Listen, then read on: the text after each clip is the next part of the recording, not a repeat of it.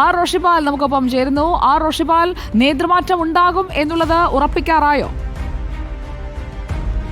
സുജയപാർവതി, മഹാരാഷ്ട്രയിലും ബീഹാറിലും PCC അധ്യക്ഷന്മാരെ മാറ്റിയതിന് പിന്നാലെയാണ് സംസ്ഥാനത്തും കോൺഗ്രസ് നേതൃമാറ്റത്തിന് ലക്ഷ്യമിടുന്നത്. തദ്ദേശ നിയമസഭാ തെരഞ്ഞെടുപ്പിന് മുമ്പ് ഊർജ്ജസ്വലരായ നേതാക്കളെ ചുമതല ഏൽപ്പിക്കണം എന്ന അഭിപ്രായമാണ് ഹൈക്കമാൻഡ്. നേരത്തെ സംസ്ഥാനത്തിന്റെ ചുമതലയുള്ള AICC general secretary Deepa Das Munshi സംസ്ഥാനത്തെ പ്രധാനപ്പെട്ട നേതാക്കളുമായി ആശയവിനിമയം നടത്തുകയും അത് സംബന്ധിച്ച് റിപ്പോർട്ട് കൈമാറുകയും ചെയ്തു. ആ റിപ്പോർട്ടിൽ തന്നെ ഈ കാര്യം ചൂണ്ടിക്കാട്ടുന്നുണ്ട്. അതിന് പിന്നാലെയാണ് ഇപ്പോൾ ഹൈക്കമാൻഡ് K സുധാകരനെ മാറ്റി പകരം ആന്റോ ആന്റണിയെ ചുമതല ഏൽപ്പിക്കാനുള്ള ആലോചന നടത്തുന്നത്. ഏതാണ്ട് ഏറെ താമസിയാതെ തന്നെ ഇങ്ങനൊരു മാറ്റം ഉണ്ടാകുമെന്ന സൂചനകളാണ് നമുക്ക് ഹൈക്കമാൻഡ് വൃത്തങ്ങളിൽ നിന്നും ലഭിക്കുന്നത്. നേരത്തെ മുൻ UDFന്റെ കൺവീനർ ബെന്നി ബെഹനാൻ, ഒപ്പം കൊടിക്കുന്നിൽ സുരേഷ് അടക്കമുള്ള നേതാക്കളെയും KPC അധ്യക്ഷ പദവിയിലേക്ക് പരിഗണിച്ചിരുന്നു.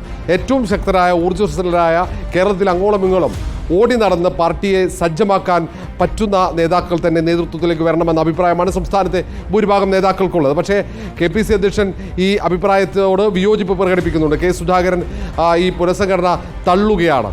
കാരണം ഇത് നേരത്തെ തന്നെ പ്രതിപക്ഷ നേതാവിനെയും KPC അധ്യക്ഷനെയും ഒരുമിച്ച് മാറ്റുകയാണെങ്കിൽ മാത്രമേ പദവി ഒഴിയാൻ സന്നദ്ധനാവുകയുള്ളൂ എന്ന നിലപാടാണ് KPC അധ്യക്ഷൻ സ്വീകരിക്കുന്നത്. ഏതായാലും KPC അധ്യക്ഷ സ്ഥാനത്ത് നിന്നും സുധാകരനെ മാറ്റുമ്പോൾ സുധാകരനെ വിശ്വാസത്തിലെടുത്തുള്ള തീരുമാനം മാത്രമേ നേതൃത്വത്തിൻ്റെ ഭാഗത്തുനിന്ന് ഉണ്ടാകൂ എന്ന വിവരങ്ങളും പുറത്തു വരുന്നുണ്ട്. ഏതായാലും നിലവിൽ തദ്ദേശ തെരഞ്ഞെടുപ്പും സമാനമായി തന്നെ നിയമസഭാ തെരഞ്ഞെടുപ്പും ഒരുപോലെ തന്നെ കോൺഗ്രസിനെ സംബന്ധിച്ചിടത്തോളം പ്രാധാന്യമുള്ളതാണ്. ജനകീയ സമരങ്ങൾ സജീവമാക്കിക്കൊണ്ട് മുന്നോട്ട് പോകാനുള്ള തീരുമാനം എടുത്തതിനൊപ്പമാണ് സംഘടന ഊർജ്ജസ്വലമാക്കാനുള്ള തീരുമാനം. അതിൻ്റെ ഭാഗമായി തന്നെയാണ് KPCCയിൽ ഒരു സമ്പൂർണ്ണ പുനഃസംഘടന ഹൈക്കമാൻഡ് ലക്ഷ്യമിടുന്നത്.